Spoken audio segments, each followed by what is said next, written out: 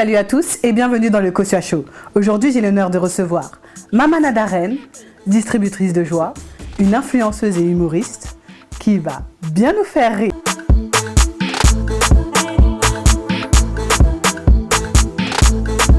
Bonjour à tous. Comment tu vas? Ça va et toi? Ça va bien? Oui, ça va. Alors, tu vas nous dire qui est Mamana Darren. D'accord. Déjà, pourquoi Mamana Darren? Pourquoi pas plus Betty? Tu vas nous expliquer ton parcours, d'où tu viens, comment tu as commencé. D'accord. Et après, on va aller dans la continuité avec les questions. Donc, je me présente, donc Mamana Darren. Pourquoi Mamana Darren? Parce que j'ai un enfant, donc du nom de Darren. Et en lingala, Mamana Darren veut dire la maman de Darren. Okay. Et dans la famille de mon mari, ils ont tendance à m'appeler Mamana Darren, Mamana Darren. Et c'est comme ça que c'est resté. Et du coup, j'ai décidé de prendre ce nom-là et de le mettre sur tous mes réseaux. Donc c'est comme ça que j'ai mis Mamana Darren. Mais à l'état civil, je m'appelle Betty Blanche, okay, d'origine ivoirienne. Ok. Alors, quand est-ce que Betty a commencé à faire des vidéos dans le ton humoristique, ou du moins, quand est-ce que Betty s'est mise dans l'humour? L'humour, c'est depuis toujours. Okay. L'humour, c'est depuis toujours. Les vidéos, c'est depuis le premier confinement. Ok. Ouais, depuis le premier confinement. J'avais fait une vidéo, j'avais acheté plus de 50 paquets de pâtes et j'avais mis dans une bassine. Et en fait, la vidéo, elle a fait plus de 1000 captures, j'ai pas compris. Le lendemain, c'était un jour avant le confinement. Je suis parti au magasin et puis j'ai dit, bon, je me prépare, je vais faire mon bunker, 1000 captures. Et c'est comme ça, j'ai dit, bon, je vais continuer. Mes proches aussi m'ont poussé. J'ai dit, je vais continuer et puis je vais filmer mon quotidien et faire plaisir aux gens. Donc voilà. Okay. C'était ça le déclic? C'était ça. Ok. Qu'est-ce qui te fait que tu pars tout le temps sur le ton de l'humour? Qu'est-ce qui fait que tu prends cette manière humoristique pour dénoncer des choses, par exemple, dans tes vidéos? De base, je suis comme ça. Je rigole tout le temps. Parce que quand j'arrête de rigoler, je pleure. Donc, je préfère rigoler tout le temps. Moi, toujours, je rigole sur tout et n'importe quoi. Je préfère prendre tout à la rigolade. Je me dis que la vie est tellement compliquée, j'ai vécu beaucoup de choses que maintenant, je fais que de rigoler. Où je suis, je rigole, j'apporte de la joie. On peut dire que c'est mon aura, c'est ma bénédiction. Je suis comme ça. Donc, je sais pas. Après, je suis comme ça. Ok. Tu as aussi ton duo avec ton mari? Oui. Du fait qu'on ne le voit pas et que toi tu sois en avant de la caméra. Comment s'est créé ce duo déjà? On est comme ça tous les deux. On aime rigoler. On est des gros gamins tous les deux. Et en fait, c'est pas rien n'est orchestré, il n'y a pas de scénario en fait. Oui. C'est je filme notre quotidien. Donc notre quotidien, c'est je l'embête, on rigole. On se taquine, etc. Faut savoir qu'avec mon mari, ça fait maintenant 10 ans qu'on est ensemble. Donc on a créé cette complicité-là. Aujourd'hui, c'est voilà quoi. On est complices. C'est un lien fraternel même limite. Donc c'est un peu ça en fait. Ok. Mais qui a pris la décision parce que certainement vous avez votre lien, vous avez votre complicité, mais qui a pris la décision que la manière dont vous allez filmer les choses, parce qu'il y a beaucoup de couples en ce moment qui font des vidéos à deux, mais où ça se montre tous les deux. Là, vous avez pris le parti pris de pas montrer Hervé et de te montrer toi. En fait, on n'en a même pas parlé, c'est parti. En fait, ça s'est fait comme ça. Okay, on n'en a jamais parlé, c'était juste que je faisais mes vidéos, mais je ne le montrais pas. Parce que souvent, quand il est à la maison, il n'est pas forcément habillé, il est peut-être torse nu. Okay. Donc c'est comme ça qu'à chaque fois, moi, je me filmais. Okay. Et on a décidé de rester comme ça. Okay. Mais on n'en a jamais parlé pour dire que oui, on ne va pas se snapper, on ne va pas le snapper. Et même mon fils, c'était rare que je le mettais dans ma story. Oui. Donc au final, je me suis dit, on va rester comme ça, quoi. Ok. D'accord. Maintenant, au niveau de l'humour, est-ce que tu comptes vraiment te professionnaliser dans l'humour? Parce que j'ai vu que tu fais les JT sur YouTube. Ah qu'est-ce que tu crois? C'est comme ça. Hein. Est-ce que ça va aller encore plus loin? Est-ce que demain, tu te vois être l'instigatrice d'un futur Ma Famille? J'ai beaucoup de projets. Le Covid est venu mettre un très très très gros frein. Mais j'ai beaucoup de projets pour 2022. Fin 2021, j'espère, mais j'ai beaucoup de projets et j'espère aller très très loin dans l'humour. Mais vraiment très très loin, parce que la comédie, c'est une partie de Betty. C'est Betty en fait. Je suis, même quand on va dans mon ancien quartier, on demande, ah, tu connais Betty? Ah ouais, la comédienne, ah ouais, MDR, la guignole. Parce que je suis comme ça, c'est ma personnalité. Donc j'espère aller très très loin dans ma lancée, en fait. Il y a une particularité aussi chez toi, c'est que tu arrives à jouer plusieurs personnages, mais de plusieurs nationalités différentes. Ouais. Comment tu arrives à faire ça? À faire l'accent congolais, l'accent ivoirien. Bon, bien sûr, tu es ivoirienne. Oui.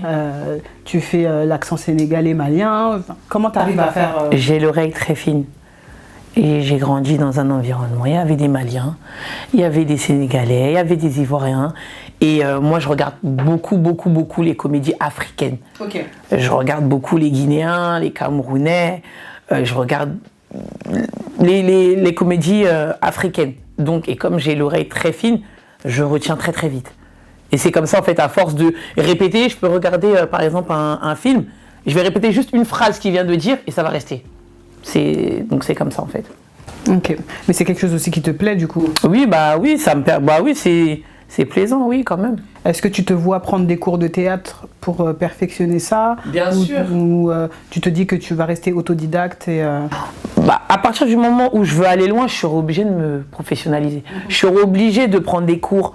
Je serai obligée d'être avec des professionnels, de m'entourer de professionnels. Donc, oui. Ok. À quel moment, mis à part le début où tu m'as dit, à partir du premier confinement où les vidéos ont commencé à faire des 1000 captures, à quel moment tu as senti que la vague, elle allait changer ta vie? Que vraiment, tu allais devenir une sorte d'influenceuse quand même? Non. Déjà, je m'y attendais pas. En fait, les premières captures, comment comment les vues ont augmenté, je me suis retrouvée dans toutes les stories et tout, je m'y attendais pas. Okay. Ça, vraiment, je m'y attendais pas. Je me suis dit, bon, allez, je vais faire mes petites vidéos, ça va faire rire mes gens sur Snap, je vais poster sur Instagram. Et quand j'ai vu comment ça montait, ça prenait de l'ampleur, des fois, je y arrivais, des fois où je pleurais. Parce que je me dis, mais attends, mais ça va trop vite. Quand tu reçois des messages de personnes qui te disent, heureusement que tu es là, parce que sinon, le confinement m'aurait rendu folle. Le confinement, ça serait pas passé de la même manière. Donc, du coup, je m'y attendais, mais vraiment pas. Franchement, aujourd'hui, devenir influenceur... Non, j'avais pas préparé tout ça, en fait. Okay. J'avais pas préparé tout ça et ça m'est tombé dessus, quoi. Comment tu le gères, maintenant, du coup? Ça va. Ça va, franchement, ça va. J'apprends à gérer tout ça. Je gère avec mon mari, etc. J'ai une équipe, heureusement. J'ai mon label aussi qui est là, Dimala. Ouais. Donc, ça va. Franchement, j'arrive à gérer quand même. J'arrive à concilier vie de famille et vie professionnelle. Donc, ça va. C'est cool. On va passer maintenant à la question qui fâche. Qu'est-ce que c'est la question qui fâche? C'est la question qui fâche un peu. Donc, j'ai vu qu'est-ce qui s'est passé un peu sur F3. Ah.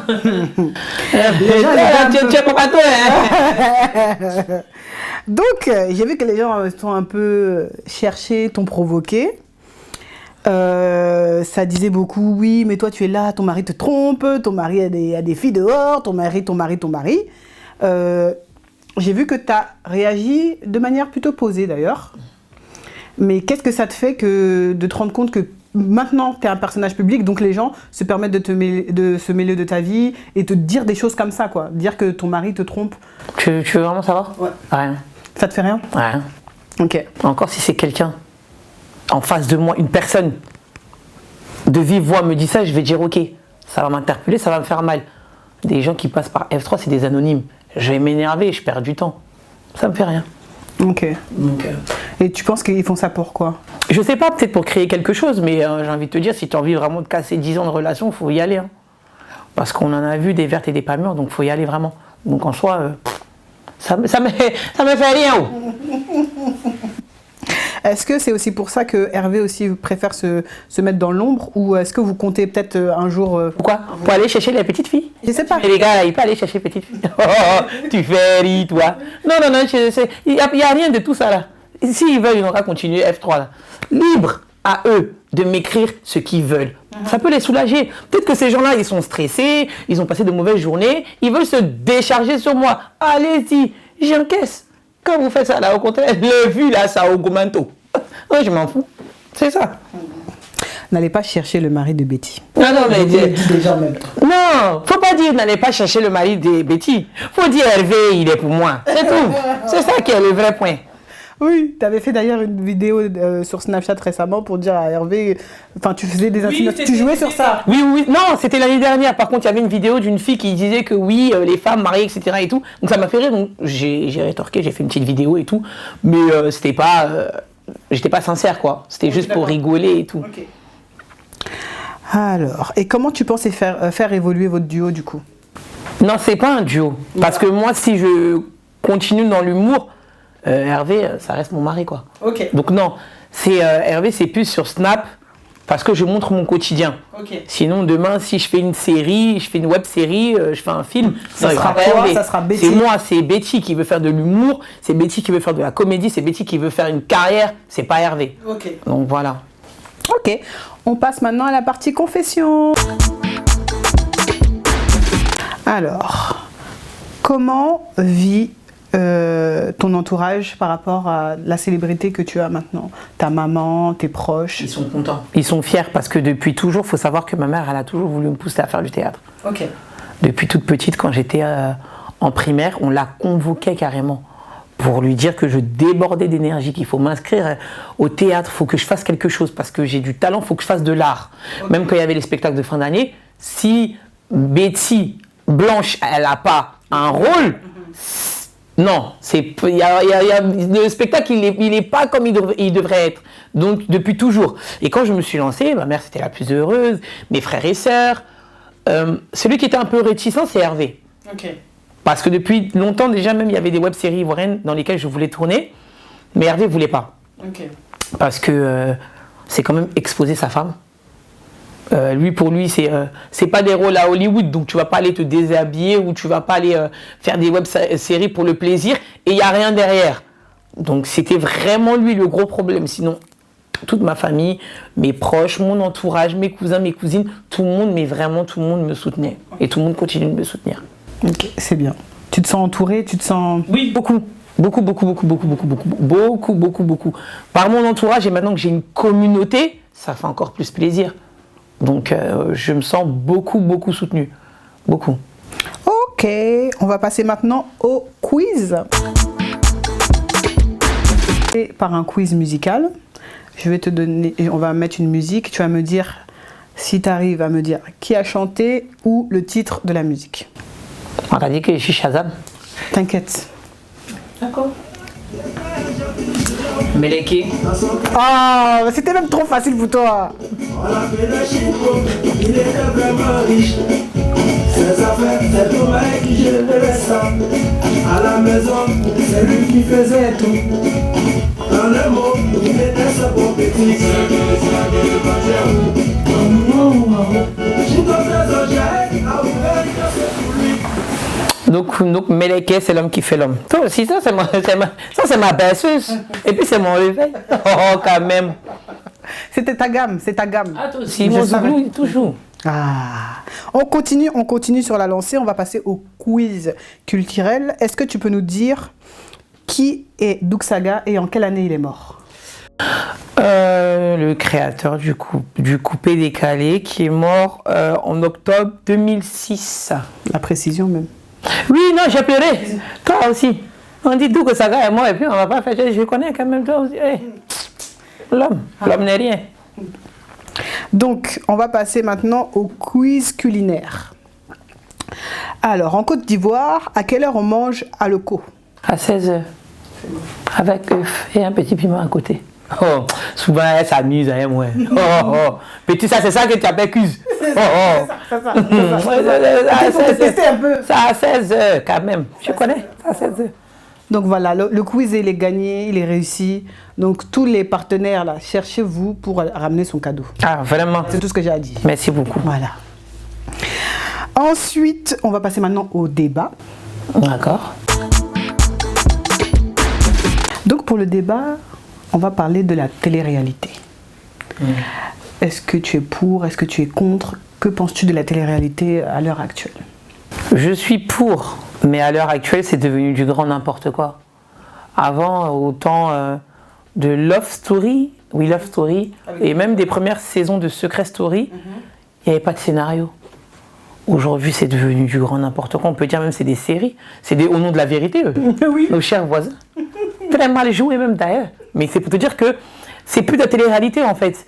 Et c'est avec le buzz qu'on a aujourd'hui avec Rawel et Rania qui sont victimes de harcèlement, c'est devenu du grand n'importe quoi. Et malheureusement, on a plus de jeunes qui se retrouvent en eux.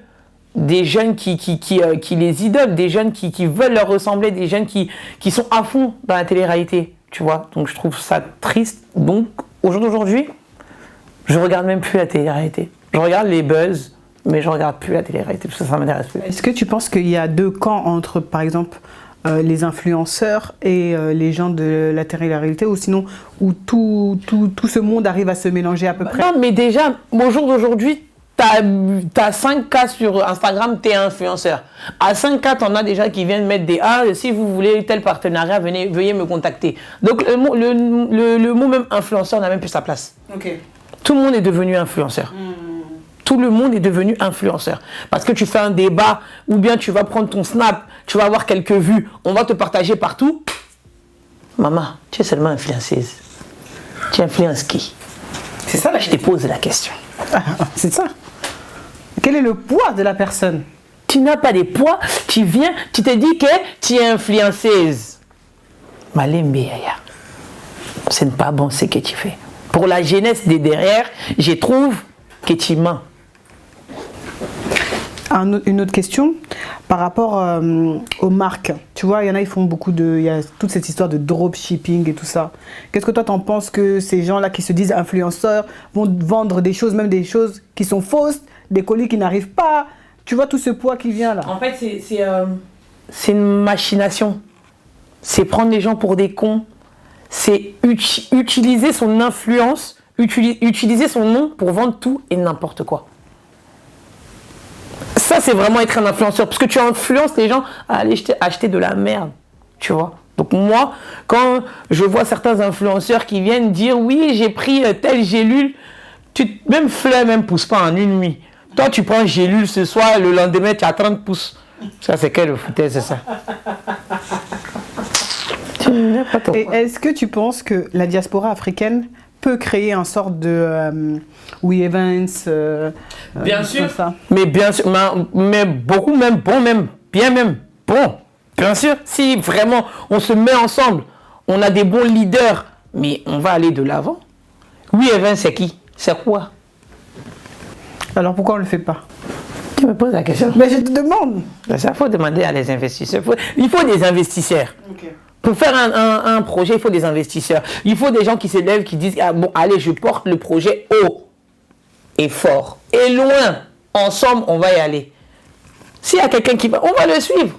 Mais s'il n'y a personne, chacun fait à côté, ici. Moi, j'arrivais dans les réseaux, je ne vais pas me plaindre pour dire que oui, j'ai pas eu de soutien. C'est mentir. J'ai toujours dit, depuis que je suis arrivée, j'ai eu du soutien de comédiens, de chanteurs, d'influenceuses, mais vraiment de tout le monde. Mais maintenant, si on veut créer une agence comme We Evans, il faut des grosses têtes. Elles sont où les grosses têtes? Okay. On vous attend, on vous appelle. Venez s'il vous plaît. C'est ça, les grosses têtes là. Et puis, ils ont vraiment des grosses têtes là. On vous appelle. En tout cas, merci. Merci d'avoir répondu à toutes mes questions. Bah, de rien. Hein. Merci d'avoir répondu présent. Avec un grand plaisir. Est-ce que tu as une actu récemment qui va sortir? Bah non, juste vous dire que le JT revient très bientôt. Et bah, continuons de rire, c'est la vie. Voilà. Où on peut retrouver Maman Adaren? Tous mes réseaux, c'est Maman Adaren, sauf mon Snap qui est Mère Chef. Mais vous pouvez me retrouver sur YouTube, TikTok, Instagram, Facebook, Snapchat. Ok, merci. On va passer maintenant, tu vois, tu as répondu bien au quiz. Toute la semaine, je fais un jeu concours pour que si mon invité répond bien au quiz, on va le permettre de le tirer au sort. Ah, d'accord. Tu vois, il y a des lots à gagner. Mais comme toi, tu as répondu bien, toi, si tu vas gagner, ta paire. Tu vas gagner quelque chose, toi aussi. C'est quoi que tu vas choisir, tu vas gagner aussi. Non, mais si c'est pour gagner vos plateaux de fruits, là, je peux faire ça chez moi. Non, t'inquiète pas. T'inquiète pas. Il y a des gens comme, regarde, tu vois la perruque que j'ai là.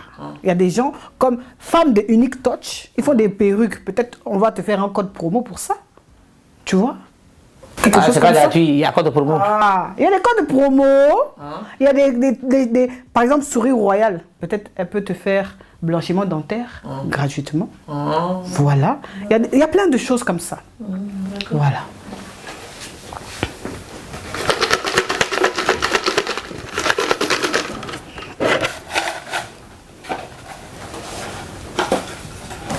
Le gagnant est Maman Darren.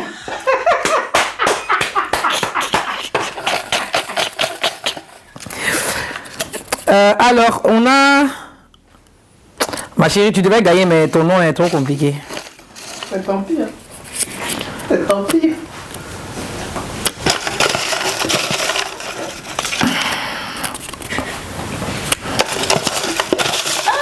Il y en a beaucoup qui vont louper, hein. Estelle. C'est gagné. Estelle, tu as gagné. Voilà. Elle a choisi. Hein. C'était le destin. C'était le destin, n'est-ce pas? C'est toi aussi. C'est la chance même. Estelle. Mais il n'y a pas son pseudonyme. Estelle, il y en a beaucoup. Hein. On va tout mettre. Parce qu'elle a participé au concours, elle a fait les règles, elle a suivi. Donc, elle va se reconnaître. Estelle, tu as gagné un voyage pour Dubaï avec ton compagnon. Donc, n'hésite pas à rentrer en contact avec nous. Voilà, avec un chèque de 50 000 €. Voilà, et nous t'offrons une année gratuite chez L'Oréal. Donc, voilà. Le partenariat de ça, on n'a pas encore. Estelle, il faut seulement venir en DM. Puis Voilà, elle a gagné tout ça là. On va gérer avec elle après. Donc, n'oubliez pas d'aller chez Femmes de Unique Touch. Et pour éviter les 7 fois sans frais, je vous ai déjà dit, je vous ai déjà expliqué. Vous allez là-bas, la fluidité, c'est simple. Vous prenez vos perruques là-bas. Elle sait faire aussi les couleurs. Femmes de Unique Touch. L'anglais de ça, là, vous avez compris. Voilà. Ensuite, vous avez le jus de gingembre de chez Just Winnie qui sont en train d'arriver dans les carrefours, Auchan et tout et tout. Vous avez toute la gamme. N'oubliez pas aussi, si vous voulez vous faire des petits plateaux repas, il y a Food Roots. Et pour tout ce qui est pâtisserie, la sucrerie, Dream Cooking. À bientôt. Tu as pris ta leçon là par cœur. Dream Cooking, Koutou Cooking. Elle est rigolote. À bientôt, merci à toi. Merci à toi. À bientôt pour un nouvel épisode du Kosua Show.